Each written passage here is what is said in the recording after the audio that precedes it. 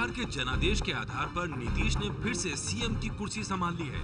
ऐसे में उनके सामने बिहार के विकास को रफ्तार देने की चुनौती होगी। सबसे पहली बाधा नीतीश के सामने होगी जनसंख्या। पूरे देश की आबादी है 121 करोड़, जबकि सिर्फ बिहार की आबादी है 10.4 करोड़, जो देश की आबादी का 9% है। आबादी के मामले में तीसरे नंबर पर है बिहार। पर नीतीश की दिक्कत ये है कि आबादी का पहिया ट्रैक्टर जैसा और विकास का पहिया साइकिल जैसा। ऐसे में संतुलन बिठाकर बिहार को आगे ले जाना नीतीश की सबसे बड़ी चुनौती है। लेकिन विकास के रास्ते पर आगे बढ़ेंगे कैसे?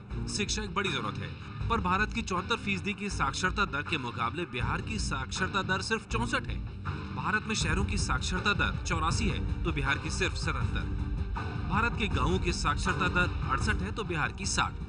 गांव में साक्षरता दर में केरल सबसे आगे है 93, तो बिहार सबसे पीछे। बिहार की समस्या पलायन रही है। खासकर पढ़े लिखे युवक रोजगार की कमी के चलते बिहार छोड़ देते हैं। जैसे बिजली के पैमाने पर देखिए, देश भर में बिजली से रोशन होने वाले घरों की संख्या है 67%, जबकि बिहार में यह है सिर्फ 16%। बिजली के मामले में दिल्ली बेस्ट है 99% के साथ, और बिहार देश में सबसे पीछे है 16% के साथ। इसी तरह फोन, कंप्यूटर और स्कूटर कार वाले घरों की तादाद देश भर में है 5%, तो बिहार में है सिर्फ 1%। बिहार घरों में टीवी, स्कूटर, फ्रिज, कार, इन सभी बुनियादी सुविधाओं के मामले में देश में सबसे पीछे है। नीतीश कुमार के सामने चुनौती ये भी है कि वो कैसे देश के कदम ताल के साथ कदम मिलाते हुए न सिर्फ बिहार की बल्कि पूरे देश के विकास की रफ्तार को आगे ले जाएंगे। बिहार के ये आंकड़े नीतीश को पहले से पता होंगे, पर इस बार नए बने मंत्रियों को उन्हें ये आंकड़े दिखाकर विकास की बात करनी होगी।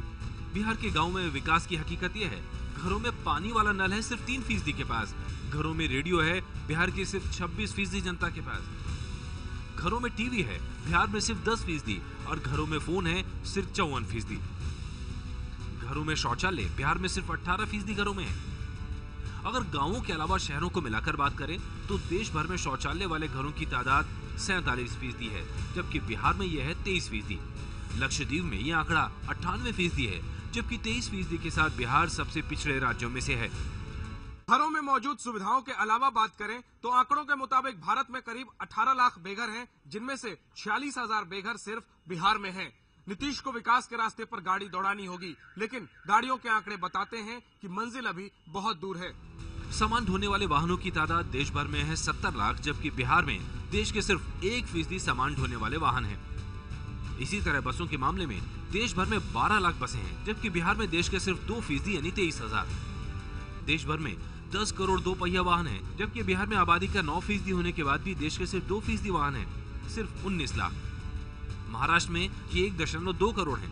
देश भर में 1.5 करोड़ कार हैं, जबकि बिहार में सिर्फ 1.4 लाख यानी तकरीबन 1%। सवाल यही है कि देश भर के आंकड़ों और बिहार के आंकड़ों में फर्क इतना बड़ा है कि नीतीश कुमार के लिए ये पारी आसान नहीं रहने वाली है। विकास के आंकड़ों के बीच नीतीश को स्वास्थ्य पर भी नजर रखनी होगी। 5 साल से कम उम्र के बच्चों की मृत्यु दर प्रति 1000 देश भर में है 55, जबकि बिहार में है 59। आंकड़ों की तरह ही ग्राउंड रिपोर्ट भी ये कहती है कि बिहार में विकास की संभावनाएं तो हैं, लेकिन विकास के पैमाने पर बिहार काफी पीछे है। ऐसे में चुस्त प्रशासन और सरकार की नीतियां बिहार में विकास को रफ्तार तो दे ही सकती हैं, लेकिन इस पर तुरंत ध्यान दिए जाने की जरूरत है।